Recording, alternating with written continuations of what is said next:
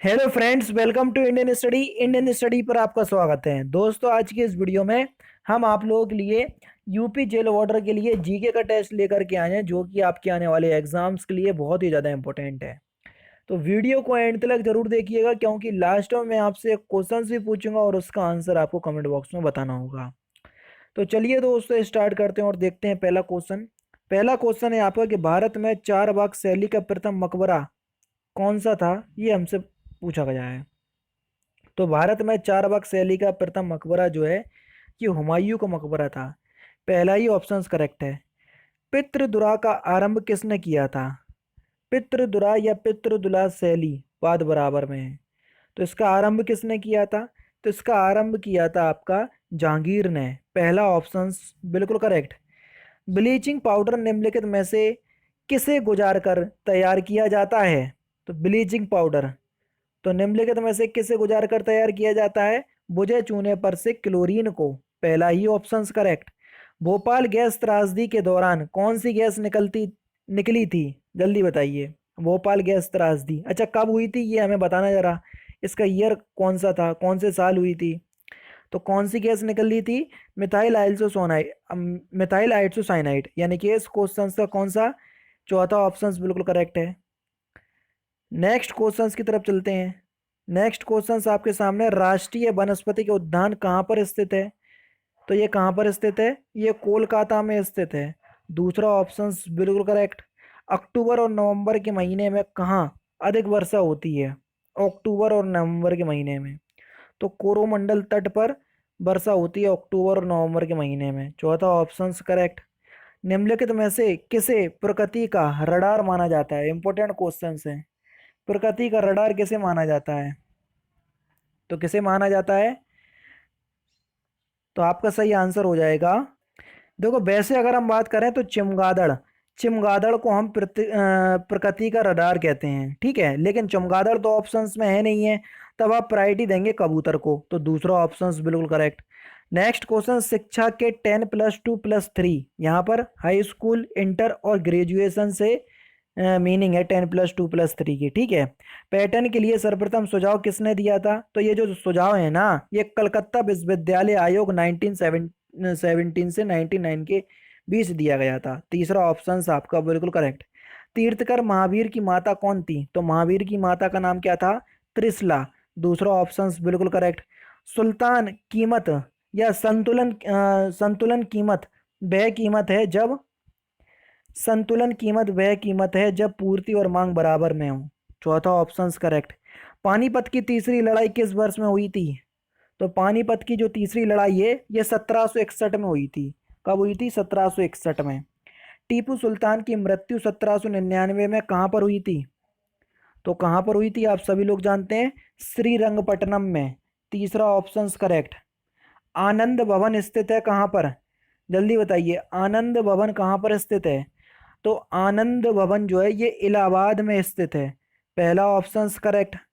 पारसी धर्मावलंबियों का पूजा स्थल कहाँ है? जल्दी बताइए। जो पारसी तीर्थकर होते हैं या पारसी समुदाय के जो लोग होते हैं, उनका पूजा स्थल कहाँ पर है, या उनके पूजा स्थल का नाम क्या है? तो उनके पूजा स्थल का नाम है अग्नि मंदिर, जिसको हम फायर टेम्पल भी कहते हैं। इस बात को ध्यान देना, ठीक है। नेक्स्ट क्वेश्चन आपके सामने, उच्च न्यायालय के मुख्य न्यायाधीश पद पर नियुक्त होने वाली प्रथम महिला कौन थी? तो प्रथम महिला कौन थी? लीला सेठ। यानी कि इस क्वेश्चन का दूसरा ऑप्शन करेक्ट है। यहाँ उच्च न्यायालय की बात हो रही है, अगर उच्चतम न्यायालय की बात होती तो मीरा साहब फातिमा बीबी, यानी कि तीसरा ऑप्शन तब करेक्ट होता। किसके शासनकाल में राजकीय धर्म इस्लाम समाप्त किया गया था?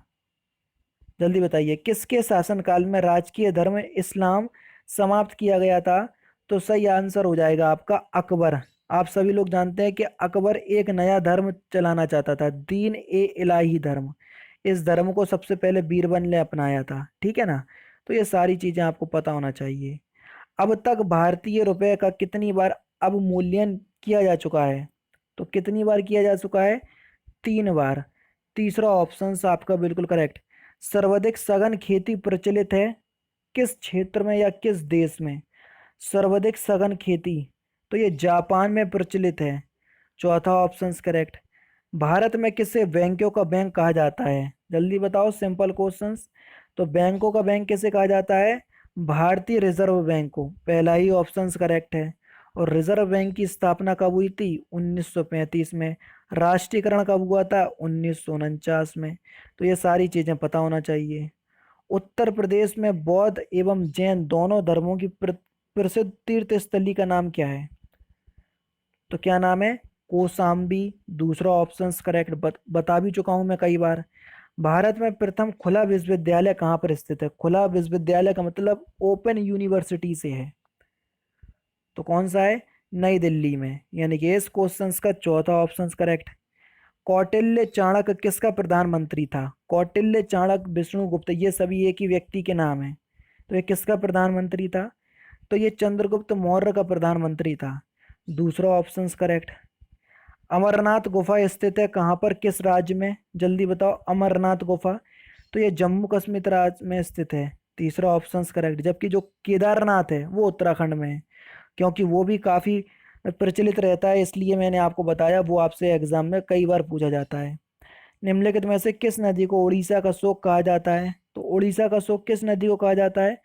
तो आपका जो सही आंसर हो जाएगा वह हो जाएगा ब्राह्मणी नदी को। ब्राह्मणी नदी को हम उड़ीसा का शोक कहते हैं। यानी कि इस क्वेश्चन का दूसरा ऑप्शन करेक्ट। बिहार का शोक कहते हैं कोसी नदी को। किसको कहते हैं? कोसी नदी को क्या कहते हैं? बिहार का शोक। तो ये भी आपका इंपॉर्टेंट क्वेश्चन से आपके एग्जाम में आता है। Next question. यदि किसी राज्य विधान परिषद का सभापति अपने पद से त्यागपत्र देना चाहे तो वह अपना त्यागपत्र किसको देगा? तो वह अपना त्यागपत्र किसको देगा? उपसभापति को। यानी कि इस क्वेश्चन का तीसरा ऑप्शन करेक्ट। दक्षिण भारत में उत्तर भारत में दक्षिण भारत से उत्तर भारत में भक्ति आंदोलन किसने चलाया था? तो भक्ति आंदोलन के प्रवर्तक कौन थे? तो सही आंसर हो जाएगा आपका रामानंद। पहला ही ऑप्शन करेक्ट। किसी राज्य के उच्च न्यायालय के न्यायाधीशों के वेतन तथा भत्ते निम्नलिखित में से कौन सी निधि पर भारित होते हैं? तो कौन सी निधि पर होते हैं? तो सही आंसर हो जाएगा संबंधित राज्य की लोक लेखा निधि पर। चौथा ऑप्शन बिल्कुल करेक्ट। यदि 14 यानी कि 14 दिन के अंदर विधान परिषद वित्त विधेयक को नहीं लौटाती तब क्या होगा? तब वह दोनों सदनों पर द्वारा पारित माना जाएगा। यानी कि इस क्वेश्चन का चौथा ऑप्शन आपका बिल्कुल करेक्ट है। भारतीय संविधान के अनुच्छेद 344 के तहत प्रथम राजकीय भाषा आयोग का गठन कब हुआ?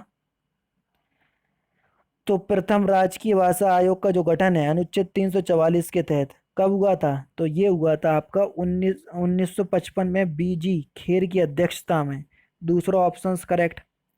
पत्रकार के कर्तव्य का निर्वहन करते हुए जेल जाने वाला प्रथम व्यक्ति कौन था, या प्रथम भारतीय कौन था? तो सही आंसर आपका क्या हो जाएगा? बाल गंगाधर तिलक। पहला ही ऑप्शन करेक्ट है। कौन था? बाल गंगाधर तिलक। निम्नलिखित में से किस वर्ष को सबसे गर्म 3 वर्षों में एक माना गया है? तो सही आंसर तो फिलहाल यहाँ पर 2010 होगा, लेकिन 2019 जो है वो भी काफ़ी ज़्यादा गर्म वर्ष रहा था। ठीक है, तो अभी फिलहाल अगर हम प्रेजेंट की बात करें तो 2019 आपका आंसर होगा। कैडमियम प्रदूषण किससे संबंधित है? कैडमियम प्रदूषण किससे संबंधित है? तो आपका जो सही आंसर हो जाएगा वह हो जाएगा इताई इताई रोग। इताई इताई रोग जो है ये कैडमियम प्रदूषण के कारण होता है। कई बार आपके एग्जाम में पूछा जा चुका है। सिंधु घाटी सभ्यता का विशाल स्नानागार कहाँ पर स्थित है? तो विशाल स्नानागार कहाँ पर स्थित थे? तो ये मोहनजोदड़ो में स्थित थे। यानी कि इस क्वेश्चन का दूसरा ऑप्शन करेक्ट। हेलीकॉप्टर का आविष्कार किसने किया था?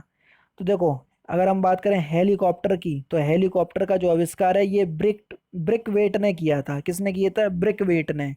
दूसरा ऑप्शन करेक्ट। ये दिख रहा है नाम ओटिस, बहुत इंपॉर्टेंट नाम है ये। जो आपकी लिफ्ट होती हैं ऊपर से नीचे जाने वाली बड़ी बड़ी बिल्डिंगों में जो लगी रहती हैं, उसका आविष्कार ओटिस ने किया था। आज उपलब्ध अधिकांश कंप्यूटर हैं किस पीढ़ी के? तो प्रेजेंट टाइम में आपको चौथी पीढ़ी के कंप्यूटर देखने को मिलेंगे। दूसरा ऑप्शन करेक्ट। सबसे घना आबाद सार्क देश कौन सा है? सबसे घना आबाद सार्क देश। तो आपका सही आंसर क्या हो जाएगा?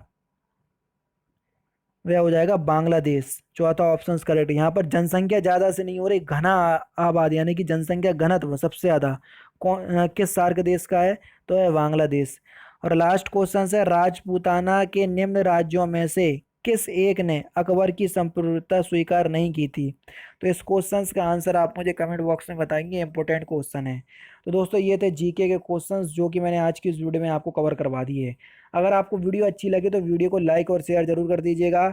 जैसा कि मैं आप लोगों से बोल चुका हूँ कि आप लोग वीडियो को लाइक और शेयर तो करते ही नहीं हो, और मैं देखता भी जा रहा हूँ कि जैसे ही आपकी डेट जो है वो नवंबर में गई है तो आप लोगों का जो मोटिवेशन है वो डाउन होता जा रहा है। जबकि मैं इतनी कोशिश कर रहा हूँ कि आप लोग अपनी पढ़ाई पे ध्यान दें और फालतू बातों पे ध्यान नहीं दें, लेकिन आप लोगों का ध्यान जो है वो अलग जगह चला ही जाता है और आप लोग अपनी पढ़ाई पे ज़्यादा ध्यान नहीं दे रहे हैं। चलिए कोई बात नहीं, जब आपका एग्ज़ाम डेट पास आएगी तब आपको सारी चीज़ें समझ में आ जाएंगी। तो दोस्तों फिलहाल की वीडियो में तो सिर्फ इतना ही। अगर आपको वीडियो पसंद आए तो प्लीज़ दोस्तों वीडियो को लाइक कीजिए, शेयर कीजिए और साथ ही साथ हमारे चैनल को सब्सक्राइब करना ना भूलें, क्योंकि मैं रोजाना इसी तरह की वीडियोस आप लोगों के लिए लाता रहता हूँ। नमस्कार दोस्तों, जय हिंद, जय भारत।